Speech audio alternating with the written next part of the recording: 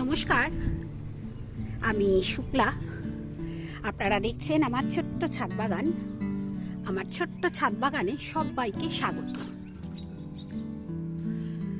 দারুণ সুন্দর ঝিঙে হয়েছে, দেখুন প্রত্যেকটা ঝিঙে কিন্তু বেশ পুষ্ট হয়েছে। এইবার তুলে নেব।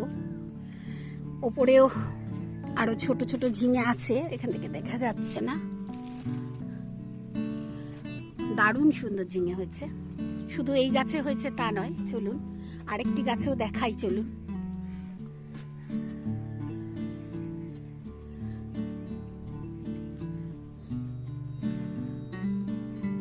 সকালে জল দিয়ে যাওয়ার পরও দেখুন কিরকম ঝিমিয়ে যাচ্ছে গাছ। এতই গরম আর হিউমিডিটি বেশি, আরো কষ্ট হচ্ছে। এই যে দেখুন এখানে, এটা আমার সবচেয়ে পুরনো ঝিঙে গাছ।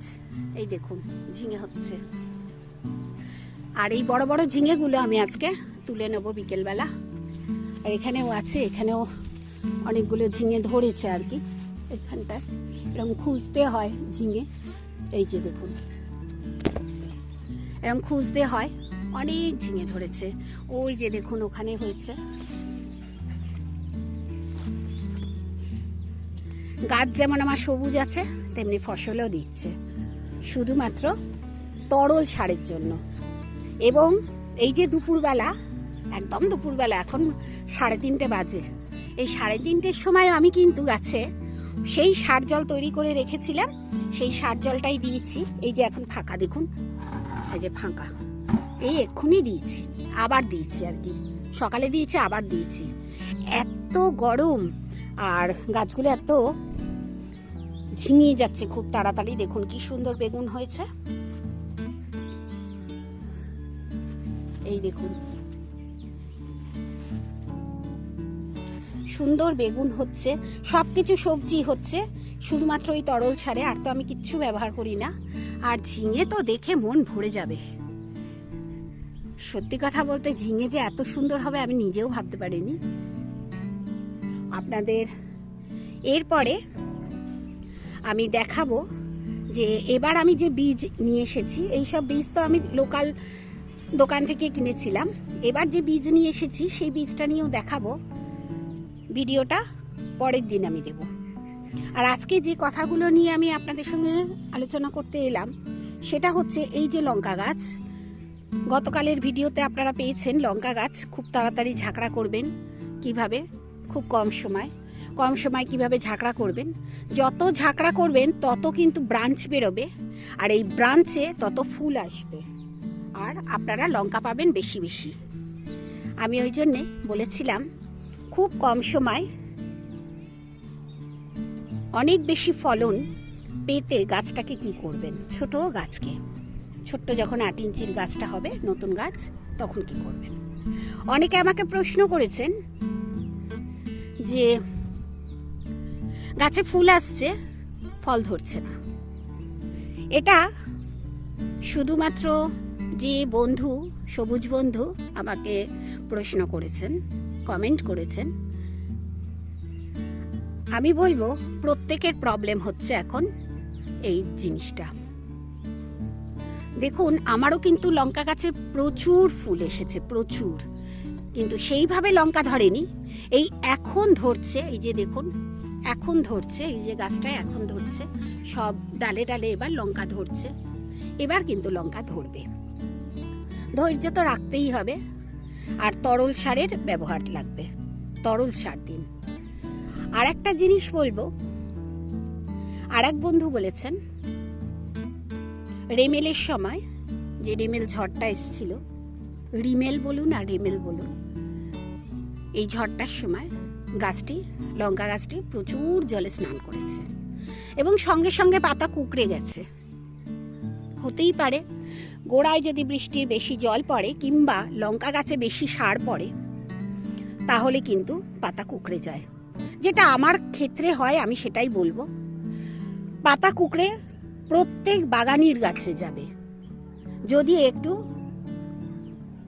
গাছকে যত্ন করা একটু উল্টো পাল্টাই হয়ে যায়, তাহলে কিন্তু পাতা কুঁকড়ে যাবে। আজকে কিন্তু দেখুন আমার গাছের কিন্তু পাতা কুঁকড়ায়নি। আবার কিছু গাছের পাতা কুঁকড়ে ছিল, তাকে কিন্তু আমি ঠিক করে ফেলেছি।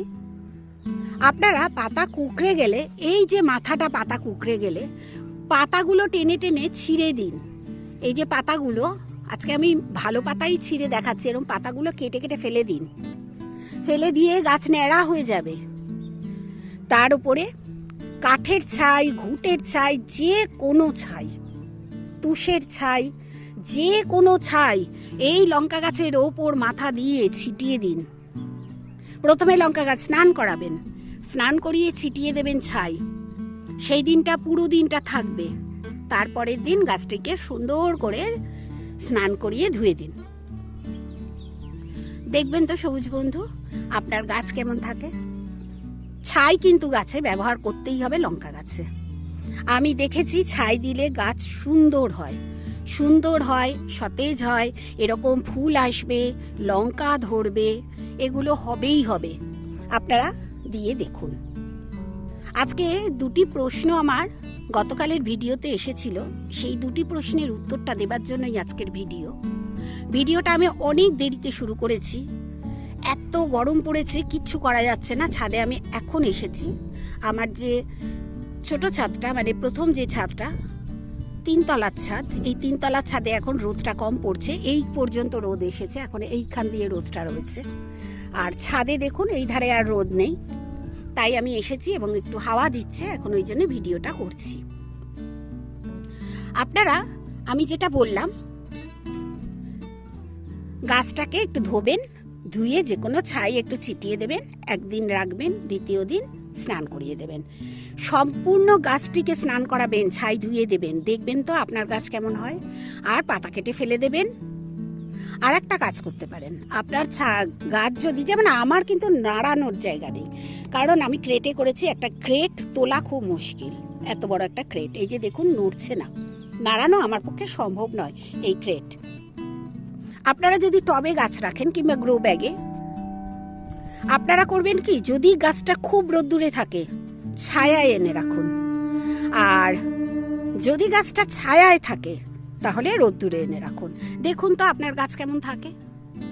আমি কিন্তু এই সব কাজগুলো করি আমার ছাদ বাগানে। যেখানে রোদ থাকে, কখনো যদি গাছ দেখি আমার একটু অন্যরকম হচ্ছে, আমি রোদ থেকে ছায়ায় আনি, আর যদি ছায়ায় থাকে রোদে দিয়ে দিই। মানে যেরকম থাকবে তার উল্টোটা করবেন।